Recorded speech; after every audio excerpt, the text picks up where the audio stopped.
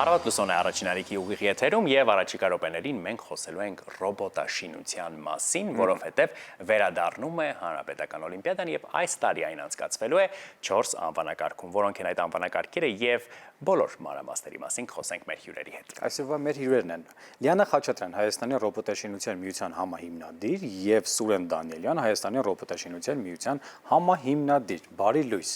Բարի լույս։ Տեսեք։ Լավ։ Եկեք խոսենք Հայաստանի ռոբոտաշինության միության մասին եւ անցկացվող օլիմպիադայի մասին։ Ինչ նոր նախաձեռնություններ կան այս տարվա օլիմպիադայի հետ կապված նախորդ տարվա համեմատ։ Նախորդ տարվա համեմատ ուզում եմ ընդգծել, որ ավելացվել է ռեյսինգ անվանակարգը, մրցաշար, որը իրենց ենթադրում է ինքնակառավարվող ռոբոտների միջև, այսպես ասած, արագընթաց վազք եւ ով առաջինն է տեղ հասնում, նա այլ հաղթում է։ Այդ անվանակարգը որոշվեց ավելացնել միջազգային օլիմպիադայում նկատելուց եւ բավականին այսպես ակտիվ ներգրավվածությունը տեսնելուց հետո։ Այդ անվանակարգի համար ռոբոտներ պատրաստելուն մենք սովորենք, թե Հա, իհարկե սովորենք, իրականում բարդ բան չկա, իմ կարծիքով սկսնակներին, նույնիսկ ես խորհուրդ կտամ սկսեն հենց այդ անվանակարգից մասնակցությունը հանրապետական եւ ոչ միայն օլիմպիադաներին, իսկ մնացածը մեր մոտ արդեն հենց անցած տարվա ծրագիրն է, ուղղակի, այսպես ասած, կրկնություն եւ սխալների ուղում։ Մյուս անվանակարգերի մասին եւս խոսենք։ Մենք ունենք նախորդ տարի երկու անվանակարգով էինք հայտարարել մրցույթը եւ տեսնելով թե ինչպիսի մեծ ողջավորվածություն եւ պոտենցիալ կա, այս տարի եւս երկու անվանակարգ ավելացրեցինք, ինչպես նշեց Սուրենը, ռեյսինգը եւ ազատ ոճի ցուցադրությունը։ Ազատ ոճը միտված է որպեսզի տեսնենք թե ինչպիսի փայլուն գաղափարներ կան այս ոլորտում եւ ինչպիսի հետաքրքիր լուծումներ կան, որոնք առաջարկեն սաները, այս մասով եւս միջազգային օլիմպիադաներ կան ու նկատելով, տեսնելով, թե ինչպիսի հետաքրքիր լուծումներ կարող են իրենք առաջարկել, եւս նմանատիպ անվանակարգ որոշեցինք հայտարարել ու նշենք, որ մասնակիցները, ովքեր որ մասնակցում են օլիմպիադային, հաղթողները հնարավորություն են ստանալու հենց իրենք ներկայացնել միջազգային օլիմպիադայում տվյալ անվանակարգերում Հայաստանը։ Ինչպես են ձևավորվում 3 հոգանոց թիմերը, ճիշտ եմ, չէ՞, գիտեմ 3 հոգանոց եւ ինչպես է ձևավորվում ու ինչ կա տարիքային սահմանափակումներ հետաքրքիր է։ Տարիքային սահմանափակումը, եթե չեմ սխալվում, նշված է 12-ից 18 տարեկան երիտասարդների մասնակցությունը, սակայն առավել կրտսեր սերնդին խրախուսում ենք եւ թույլ ենք տալիս ներկայանան։ Ուղղակի այստեղ խնդիրը կայանում է նրան, որ հանդիպում է այսպիսի երևույթ, որ սովորաբար երեխայի փոխարեն ուսուցիչն է աշխատանքը անում եւ երեխան պարզապես ներկայացնում է, նմանատիպ երևույթից, այսպես ասած, խուսափելու համար ենք մենք մինիմալ տարիքային սահմանափակում էլ ինտեգրել, բայց մեծ հաշվով կրտսեր սերունդն էլ կարող է մասնակցել էլի իհարկե։ Ես եւ Համլետը չեն կարող մասնակցել։ Դժվար նախ պիտի կարողանայինք ռոբոտ պատրաստելից թվում է, մեզ մոտ դա այդքան էլ լավ չի ստացվում։ Երբ Սուրենը ասեց դրա մեջ դժվար բան չկա, իմ ու քո դեմքը միանգամից։ Դժվար բան չկա ձեզ համար կարծում եմ, եւ բոլոր այլ մարդկանց, ովքեր սիրում են ռոբոտաշինությունը։ Երկու փուլով է անցկացվելու օլիմպիադան այս տարի, որոնք են այդ փուլերը։ Նախորդ տարի մենք անցկացրեցինք միայն հանրապետական փուլով, բայց այս տարի որոշեցինք ունենալ նաև որակավորման փուլ, երբ թիմերը կպատրաստեն իրենց ռոբոտները, կգան, կներկայացնեն որակավորման փուլում եւ ովքեր որ կհաղթահարեն փուլը, կհայտնվեն հանրապետական փուլում, որտեղ որ տեղի կունենա արդեն բուն մրցակցությունը եւ մենք ունենք երկու ժամկետներ, նախավորակավորման փուլի գրանցումը մինչեւ մարտի 7-ն է, իսկ հանրապետականի գրանցումը մինչեւ ապրիլի 7-ը։ Բացի դրամական պարգևներից, ինչ նոր հնարավորություն են ստանում հաղթող թիմերը, չգիտեմ, օրինակ միջազգային հարթույթում տեղ գտնելու համար։ Դե մեր առաջնային նպատակը Հայաստանում կոպիտ ասած ռոբոտաշինության մակարդակը հնարավորինս բարձրացնելն էր, որովհետև ցավոք տարածաշրջանում այս պահին մենք շատ կոպիտ ասած outsider ենք եւ մեզ պետք է հսկական աշխատանք կատարել, որպես երեխաները կարողանան միջազգային հարթակներում Հայաստանը ցուցադրեն, այսպես ասած, բարձր մակարդակով։ Առայժմ դա ստացվում է թե չէ կգնահատեն կոպիտ ասած ականատեսները, Իսկ մենք շարունակում ենք աշխատել ու երեխաներին, ծնողների համար շատ կարևոր է, որ իրենց երեխաները հենց բուն միջազգային օլիմպիադաներին հանդես գան, ոնց որ այսպես ասած օլիմպիական խաղերն են կարևոր, այնքան էլ միջազգային այդ մրցումները։ Նախորդ տարվա հաղթողները, եթե չեմ սխալվում, Ռումինիայում են, չէ՞, մրցույթի մասնակցել, Robo Challenge-ին,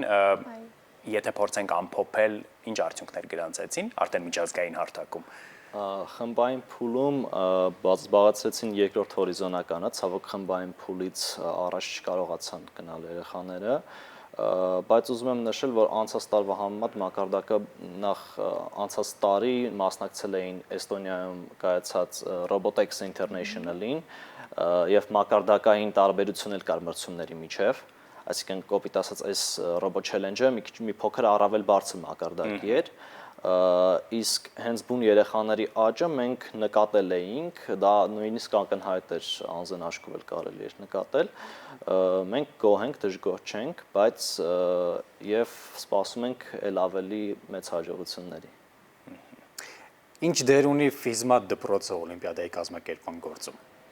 Ֆիզմատ դպրոցը մեր աջակից եւ բարեկամն է։ Մենք համագործակցում ենք Ֆիզմատ դպրոցի եւ Ֆիզմատ դպրոցի բարեկամ բարեգործական հիմնադրամների հետ եւ ամեն տարի Ֆիզմատը մեզ օգնում, աջակցում է, որպեսզի կարողանանք իրականացնել օլիմպիադան, մասնավորապես Ֆիզմատ դպրոցի բարեկամ բարեգործական հիմնադրամը, որը եւ մեր բովանդակային եւ մեր ծրագրային եւ մյուս առումներով հանդիսանում է մեզ բարեկամ եւ գործընկեր։ Մրցանակային ֆոնդերը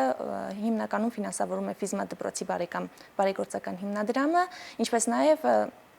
օգնում է մասնակիցներին ներկայանալ միջազգային ասպարեզում եւ ներկայացնել մեր երկիրը տարբեր ոլորտներում։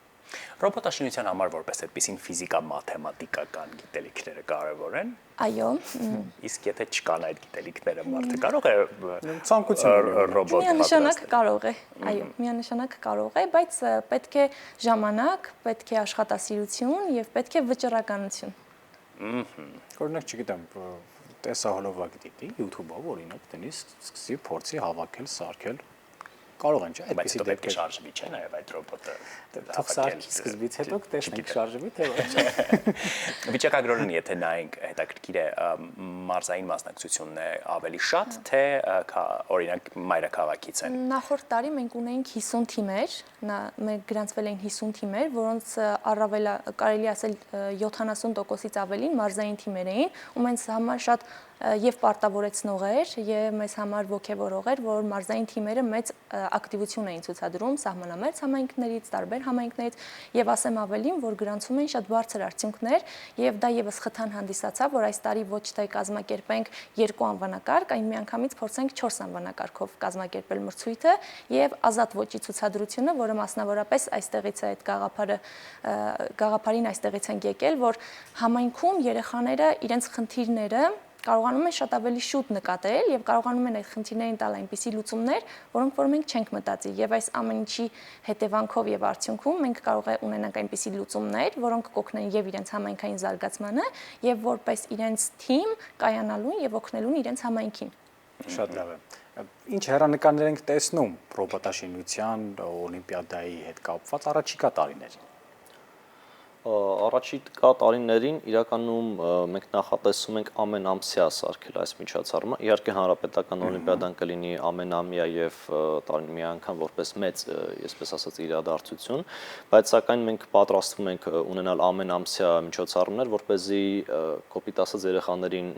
եւ ոչ միայն երեխաներին, նաեւ թեքվենք մի փոքր ավակ սերունդի կողմել, այսպես ասած միշտ պահենք գործի մեջ։ Եվ ձեր կարգախոսներից է միասին դարձնենք ռոբոտաշինությունը սպորտ Հայաստանում։ Մեզ կբացատրեք ինչու է այս կարգախոսը ընտրվել եւ ինչու է կարեւոր ռոբոտաշինությանը որպես սպորտ վերաբերվելը։ Մենք ընտրեցինք, այո, դարձնենք ռոբոտաշինությունը միասին սպորտ Հայաստանում, նպատակ ունենալով առաջիկայում որպես հեռանկարային խնդիր մենք դիտարկել ենք որպես տեխնոլոգիական զարգացումը երկրի եւ այս ոլորտում մեծ նշանակություն ունի ռոբոտաշինությունը եւ դա կնպաստի հետագայում ոչ միայն երկրի,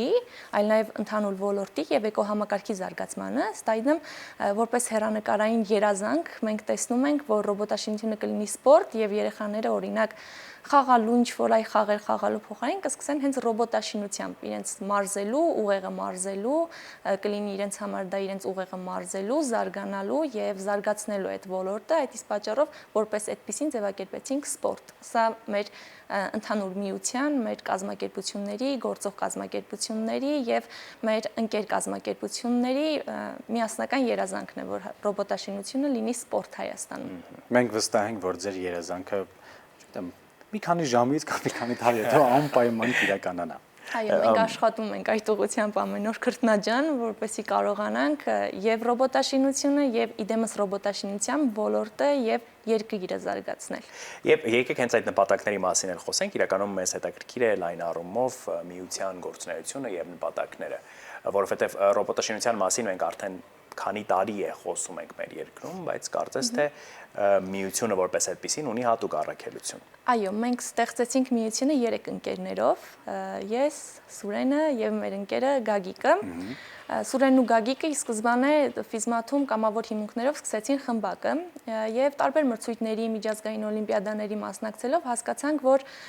մենք ունենք եւ թերություններ եւ առավելություններ եւ պետքա մեր բոլորի միասնական ջանքերը, որտեղ ոլորտում գործում են շատ կազմակերպություններ, շատ ընկերություններ, որոնք ռոբոտաշինության դասեր են անցկացնում եւ այլն, կազմակերպում են տեղական մրցույթներ, բայց տեղական մրցույթները երբեմն չեն համապատասխանում միջազգային ստանդարտներին կամ համապատասխանում են, ուստի որոշեցինք, որ բոլորիս ջանքերը միավորել միության տեսքով եւ թող բոլոր կազմակերպություններից, բոլոր ընկերություններից, գյուղերից, համայնքներից, ովքեր որ սիրում են ռոբոտաշինություն եւ ապրում են ռոբոտաշինությամբ, միավորվենք որպես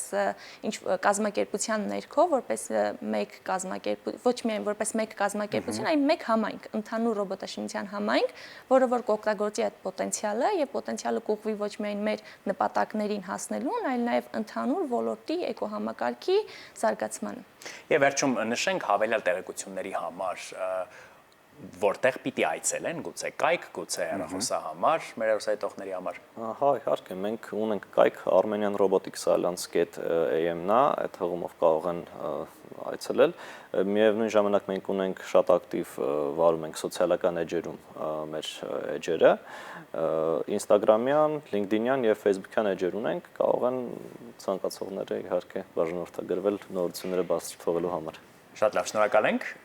Օլիմպիադային հաջողություն ենք մաղթում եւ հետո նաեւ արդեն միջազգային հարթակներում վստահ ենք մեր տաղավարում առիթներ կունենանք։ Շնորհակալ ենք, որ առավոտը սկսեցիք մեզ հետ ու այս հետաքրքիր ու կարևոր թեմայով կիսվեցիք մեզ ու մեր հեռուստատիտողների հետ։ Ինչ մենք շարունակում ենք Առավոտ Պլյուսոն, երաժշտություն ենք լսում եւ հետո արդեն քիչ-քիչ եթերաժամը զիջելու ենք լուրերին։ Լուրջ։